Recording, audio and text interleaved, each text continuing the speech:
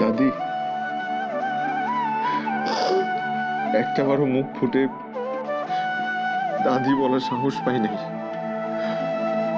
কারণ আমার আগে তো রন্টু, শালু, রকিব তোমার তোমার বেশি অধিকার ওদের, আমার অধিকার তো কম। আজকে প্রথম তোমাকে দাদি বলে ডাকলাম।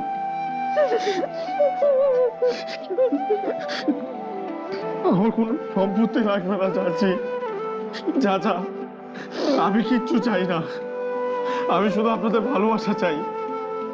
যদি বছরে একটা বার আসি, একটু যদি থাকতে দেন, একটু যদি জাল লাগলে দৌড়ায় আসে, এইটাই আমার দরকার, আর কিছু দরকার নাই। প্লিজ আমাদেরকে আর দূরে রাখবেন না। এই কি হচ্ছে